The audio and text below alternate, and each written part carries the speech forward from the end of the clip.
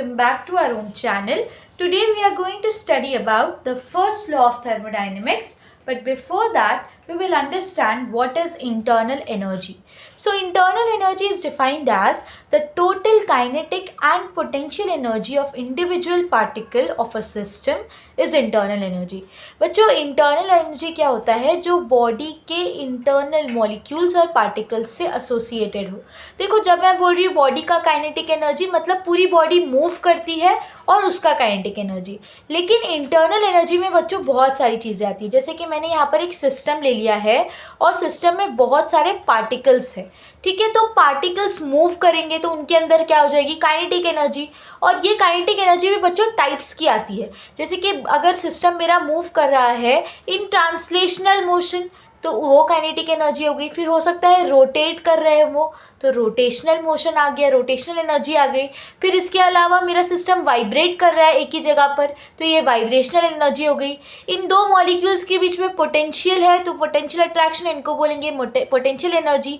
तो ऐसे ही मेरे सिस्टम में मॉलिक्यूल्स की वजह से जो एनर्जी होगी, मॉलिक्यूल्स के अंदर जो एनर्जी होगी, जो उनके मूव करने की वजह से जनरेट होगी, प्रोड्यूस होगी, ये पूरी एनर्जी को प्लस करके हम बोलेंगे internal energy. So it is the sum of all the kinetic energy and potential energy of a system, of molecules in the system. जो भी आपके molecules possess करेंगे, देखो जब ये पूरा सिस्टम मूव कर रहा है वो काइनेटिक एनर्जी होगा, लेकिन जब इसके अंदर के मॉलिक्यूल्स मूव करेंगे, इनके मॉलिक्यूल्स की जो पोटेंशियल एनर्जी होगी वो पूरा मिला के बनेगा इंटरनल एनर्जी.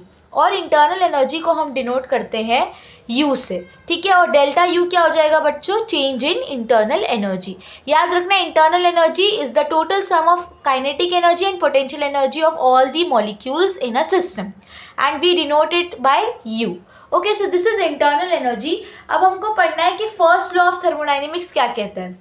बच्चों आप लोगों ने बचपन में कंजर्वेशन ऑफ मास पढ़ा था. आज हम फर्स्ट लॉ ऑफ थर्मोडायनेमिक्स में क्या पढ़ने वाले हैं? Conservation of energy.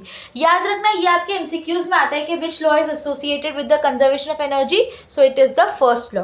अब जैसे कि हम लोगों ने पढ़ा था कंजर्वेशन ऑफ मास क्या होता है कि mass can neither be created nor be destroyed. वैसे ही energy is neither created nor destroyed, it can only be converted to one from to another.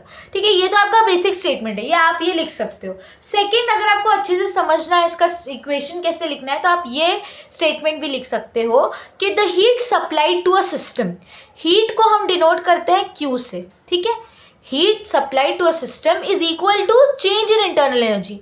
मैंने अभी बताया चेंज इन इंटरनल एनर्जी को किससे डिनोट करोगे? डेल्टा यू से करोगे ना. तो लिख दो यहाँ पर delta U and work done. ठीक है, एंड वर्क डन, इन दोनों को आपको सम करना है तो आपको मिल जाएगा हीट. ठीक है, मैं आपको एक बार अच्छे से एक्सप्लेन करती हूँ, फिर हम लोग इसका इक्वेशन बराबर से डिराइव करेंगे. ठीक है, अब देखो मैंने कोई भी यहाँ पर सिस्टम ले लिया है और यहाँ पे अंदर गैस को मैंने इनक्लोज किया है, यहाँ पर मैंने पिस्टन लगा दिया है. अब बच्चों मैं क्या करूँगी, यहाँ पर मैंने इसको हीट सप्लाई किया. ये बर्नर है, आग निकल रही है. अब जब मैं बच्चों इसको हीट सप्लाई करूँगी तो ये जो पार्टिकल्स है वो सारे मूव करने लगेंगे, उनकी काइनेटिक एनर्जी चेंज होगी, उनकी पोटेंशियल एनर्जी चेंज होगी. जब ये काइनेटिक एनर्जी सपोज बढ़ रही है तो इंटरनल एनर्जी भी बढ़ेगी, है ना. तो इंटरनल एनर्जी चेंज हो रही है तो मतलब जो हीट सप्लाई की थी उसकी वजह से इंटरनल एनर्जी चेंज हुई.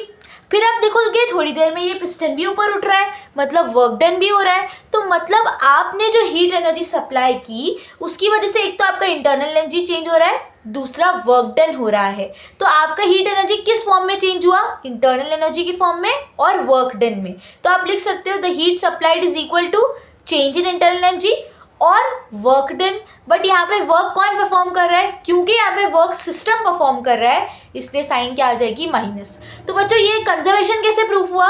ये आपने हीट एनर्जी सप्लाई की, वो कन्वर्ट हो गया इन दो फॉर्म्स में. तो आपने बता दिया कि जो एनर्जी है वो चेंज नहीं हुई, वो ख़त्म नहीं हुई, वो दूसरे फॉर्म में कन्वर्ट हो गई. अब ये इक्वेशन आप ऐसे भी लिख सकते हो. अगर इसको आपको और अच्छे से लिखना है तो आप लिख दो डेल्टा यू, इसको इधर शिफ्ट कर दो, it will be equal to Q plus W. तो आप ये जो आपका फर्स्ट लॉ है उसको दो फॉर्म में लिख सकते हो। एक तो इस फॉर्म में लिखो कि energy is neither created nor be destroyed, ये भी लिख सकते हो, ये सबसे बेसिक स्टेटमेंट है। और अगर आपको इक्वेशन याद करना है तो ये याद कर लो, इजी पड़ेगा ये स्टेटमेंट कि the heat supply to a system is equal to the change in internal energy and the work done by the system. So अब हम लोग पढ़ेंगे कि ये जो हमने इक्वेशन निकाला है इससे हमारे दूसरे प्रोसेस पे क्या फ़र्क पड़ता है। अब बच्चों आपको याद होगा कि हमने लास्ट लेक्चर में डिफरेंट टाइप्स ऑफ प्रोसेस पढ़े थे। अब हम देखेंगे कि ये इक्वेशन में जब हम अलग अलग प्रोसेस यूज़ करेंगे तो क्या होगा। आइसोथर्मल प्रोसेस क्या होता है बच्चों, याद रखो मैंने बोला था आइसो मतलब सेम, थर्मल क्या, it is related to temperature. ऐसा प्रोसेस जिसमें आपका टेम्परेचर कांस्टेंट रहेगा, चेंज नहीं होगा, उसको बोलेंगे आइसोथर्मल प्रोसेस। बच्चों अगर टेम्परेचर ही चेंज नहीं हो रहा है तो इंटरनल एनर्जी चेंज ही नहीं होगी, राइट। आपने टेम्परेचर ही नहीं चेंज हो रहा तो heat internal energy will also be remaining constant. तो यहाँ पे आप लिख दो delta U is equal to 0। अब आपको याद होगा कि हमने क्या निकाला था फर्स्ट लॉ में, delta U is equal to Q plus W. तो ये तो 0 हो गया, तो Q plus W is equal to 0। अब आप इसको ऐसे चेंज कर दो, Q is equal to minus W, या फिर आप ऐसे भी लिख सकते हो W is equal to minus Q. इससे क्या समझ में आ रहा है बच्चों कि जितना भी आप हीट सप्लाई कर दोगे आइसोथर्मल प्रोसेस में, आप जो हीट सप्लाई करोगे उससे आपका इंटरनल एनर्जी बिल्कुल चेंज नहीं होगा। उससे क्या होगा, सारा आपके वर्क में यूज हो जाएगा, ठीक है। जितना हीट सप्लाई करोगे it will all be converted for work done, समझा। अब आता है एडियाबेटिक प्रोसेस। एडियाबेटिक प्रोसेस बच्चों याद होगा कि जिसमें आप बिल्कुल हीट सप्लाई ही नहीं करोगे, ठीक है, ना हीट बाहर आएगा ना अंदर जाएगा, हीट कंटेंट बिल्कुल सेम रहेगा, ठीक है। Heat content will be 0, delta Q will be 0, okay. तो यहाँ पर बच्चों देखो Q इज इक्वल टू 0 मैंने लिखा, delta U is equal to Q W, ये क्या है मेरा फर्स्ट लॉ है। तो मेरे पास क्या आ जाएगा, delta U is equal to W. मतलब जितना भी आपका चेंज इन इंटरनल एनर्जी जितना चेंज हुआ है उतना ही वर्क डन परफॉर्म होगा। अब आइसोकोरिक प्रोसेस क्या होता है बच्चों, जिसमें आपका डेल्टा V 0 है।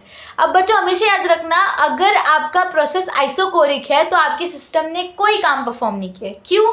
क्योंकि हमने एक इक्वेशन निकाला था W is equal to P into delta V, right.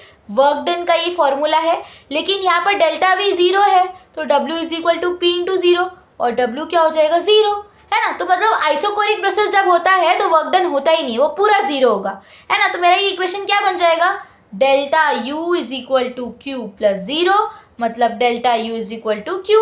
मतलब आप आइसोकोरिक प्रोसेस में जितना भी हीट सप्लाई करोगे वो सारा हीट इंटरनल एनर्जी को चेंज करने में यूज हो जाएगा। आइसोकोरिक प्रोसेस में कोई वर्क डन नहीं होगा, याद रखना है। आइसोकोरिक प्रोसेस में जितना भी हीट सप्लाई करोगे सारा इंटरनल एनर्जी चेंज होने में लग जाएगा, समझा। आइसोबैरिक प्रोसेस में बच्चों delta P is equal to 0, याद रखना pressure, change in pressure constant है, ठीक है। Change in pressure is 0। यहाँ पर आप बोलोगे यहाँ पर P 0 हो जाएगा, नहीं, ये तो प्रेशर का वैल्यू सेम ही रहेगा, डेल्टा P इज 0, है ना। तो आपको याद रखना है ये, यहाँ पर आपका जो फर्स्ट लॉ है वो सेम ही रहेगा, delta U is equal to Q plus W. चाहिए तो आप इसको थोड़ा सा ऐसे डिफाइन कर दो, P इंटू डेल्टा वी। आप बोलोगे 0 क्यों नहीं हो रहा बच्चों, डेल्टा P 0 है, P का वैल्यू जितना है उतना ही रहेगा। तो हमने देख लिया कि फर्स्ट लॉ ऑफ थर्मोडायनेमिक्स किस तरह डिफरेंट प्रोसेस में काम करता है। Thank you so much.